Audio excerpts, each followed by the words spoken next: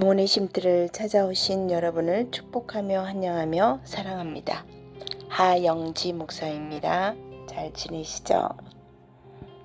오늘은 혼자만의 시간에 라는 말씀을 통하여서 은혜 나누는 시간 되기를 원합니다. 마태복음 6장 6절 너는 기도할 때에 내 골방에 들어가 문을 닫고 엄밀한 중에 계신 내 아버지께 기도하라. 엄밀한 중에 보시는 내 아버지께서 갚으시리라. 아멘. 영혼의 쉼터를 찾아오신 여러분, 우리 인생에는 반드시 혼자만의 시간이, 또 외로움의 시간이, 지금의 저처럼 질병으로 인하여서 다리를 다쳐서 움직일 수 없기 때문에, 통기부스를 했기 때문에 움직일 수 없는 이 시간이 분명히 우리는 어느 사건을 통해서나 찾아오게 되어 있습니다.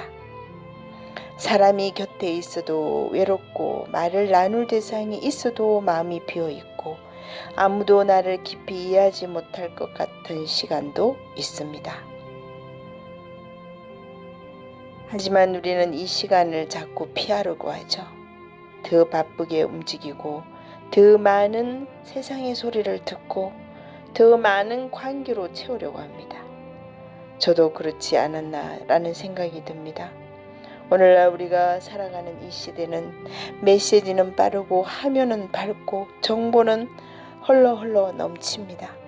그런데 마음은 어떻습니까? 사람은 많은데 사람이 그립습니다.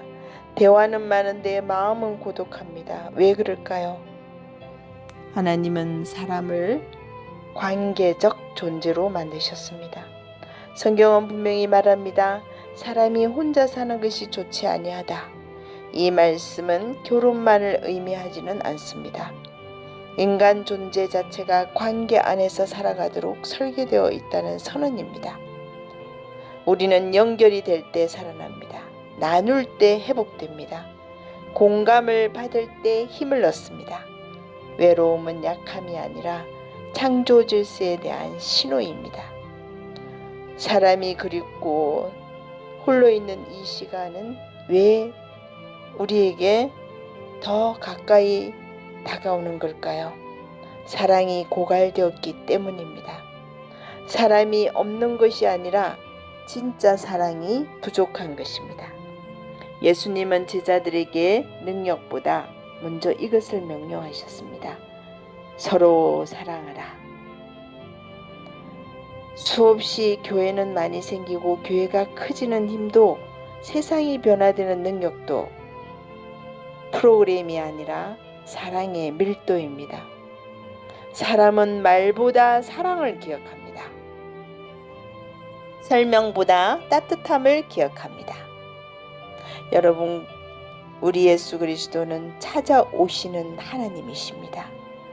우리가 사람을 그리워하는 동안, 우리가 홀로 있는 그 시간 동안 하나님도 사람을 찾고 계십니다.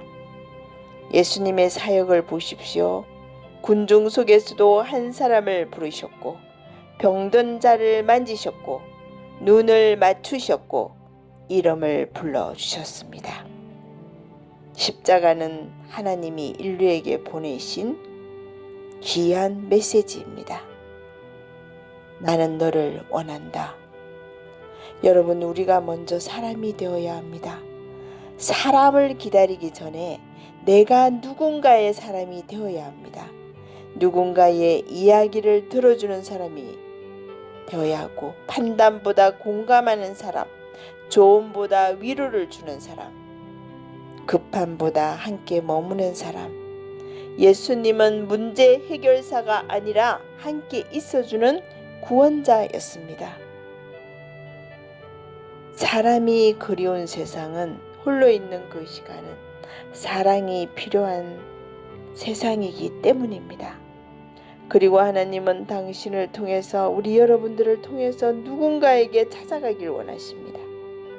여러분들의 한마디, 여러분들의 한 번의 연락, 여러분들의 한 번의 식사, 한 번의 기도가 누군가의 삶을 살립니다. 그러나 성경은 말합니다. 홀로있는 그 시간은 도망칠 시간이 아니다. 외로움의 그 시간은 도망칠 시간이 아니라 하나님과 독대하라는 초청의 시간입니다. 여러분, 저도 이렇게 홀로 그냥 갇혀서 오늘도 이웃이 전화를 하면서 계란을 쪄가지고 저한테 가져왔는데 얼마나 반가운지 모릅니다. 전에는 그렇게 반가운 마음이 없었는데 왜 그럴까요? 혼자 지금 골방에서 이 아픔으로 인하여서 집안에 갇혀 있다 보니 갇혀 있다는 그 마음이 문제입니다. 그런 마음이 있어서는 안 되겠죠. 그래서 예수님은 이렇게 말씀하십니다. 외로움은 영적 초대장이라고 말씀하십니다. 예수님의 사역이 가장 바쁠 때, 사람들이 가장 많이 따를 때, 기적이 일어날 때조차 자주 홀로 물러나셨습니다. 성경은 이렇게 기록합니다. 따로 산에 올라가시니라 혼자 계시더니 왜 그러셨을까요? 능력이 부족해서가 아니죠.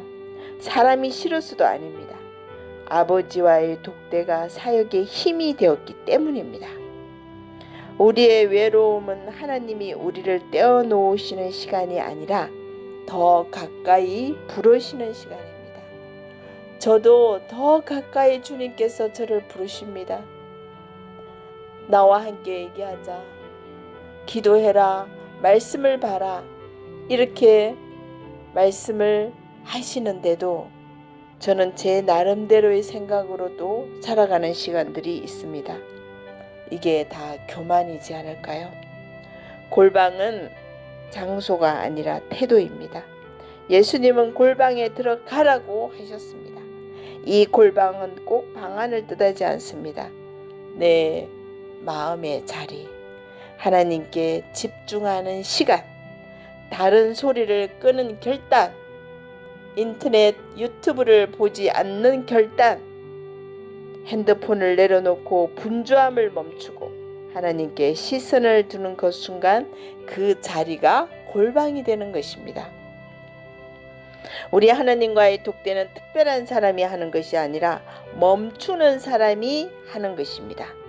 독대는 말을 잘하는 시간이 아닙니다. 많은 분들이 이렇게 생각합니다. 저는 기도를 잘 못합니다. 무슨 말을 해야 할지 모르겠습니다. 그러나 여러분, 독대는 기술이 아닙니다. 기도 기술이 아니라 진실함의 시간입니다. 시편을 보세요. 원망도 있고 눈물도 있고 질문도 있고 답답함도 있습니다. 하나님은 정리된 문장이 아니라 찢어진 마음을 받으십니다. 외로움의 그 시간에, 홀로 있는 그 시간에 이렇게 말합니다. 주님, 이렇게 말해보세요. 여러분, 주님 외롭습니다. 주님 속상합니다. 주님 왜 이렇습니까? 이것이 살아있는 기도입니다. 여러분, 독대는 듣는 시간입니다. 성경은 말합니다. 가만히 있어 내가 하나님됨을 알지어다. 가만히 있음이 믿음입니다. 침묵이 신뢰입니다.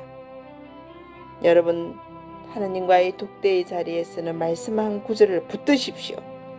두려워하지 말라. 내가 너와 함께 함이니라. 내 은혜가 내게 족하다. 천천히 읽으면서 반복하고 마음에 내려놓으십시오. 말씀이 영혼에 스며들 때 하나님의 음성이 들립니다. 우리는 사람에게서 체험을 기대하며 살아가고 있죠. 내 가장 가까운 사람에게 나는 이 사람한테 나의 외로움을 채워야 돼. 그게 절대 아닙니다, 여러분.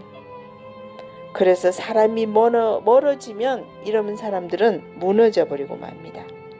그러나 하나님은 홀로 있는 그 시간을 통해서 우리의 의지 대상을 바꾸시는 것입니다. 사람을 의존하는 대신에 하나님을 의존하라고 하시고, 환경을 의존하기 대신에 하나님의 임재를 의존하시고, 소리에 의존하지 말고 말씀에 의존하는 것입니다. 외로움은 빼앗기는 시간이 아니라 붙들림을 새롭게 하는 시간입니다. 여러분, 하나님과의 홀로 있는 그 시간에 하나님과 독대해 보세요. 독대는 삶을 바꾸는 힘이 있습니다. 골방에서 울던 사람이 세상에서는 담대해집니다. 은밀한 자리에서 만난 하나님은 공적인 자리에 용기가 됩니다. 모세는 광야에서, 다윗은 동굴에서, 엘리야는 침묵 속에서, 예수님은 산 위에서 힘을 얻었습니다. 하나님과 단둘이 만난 사람은 사람 앞에서도 절대 흔들리지 않습니다. 여러분 기억하세요. 홀로 있는 그 시간이 올 때 반드시 오늘의 말씀을 기억해 보십시오. 기도하겠습니다. 주님, 외로움의 시간을 헛되이 보내지 않게 하소서. 사람을 찾기 전에 주님을 찾게 하시고 침묵 속에서 주의 음성을 듣게 하소서. 하나님과의 독대의 자리에서 쉼을 얻게 하여 주시옵소서. 주님 감사합니다. 홀로 있는 이 시간을 주셔서 감사합니다. 홀로 있는 이 시간에 주님 만날 수 있음에 감사드리며, 홀로 있는 이 시간에 더 말씀 열심히 보게 하시고 기도에 집중하게 하여 주시옵소서. 예수님의 이름으로 기도합니다. 아멘.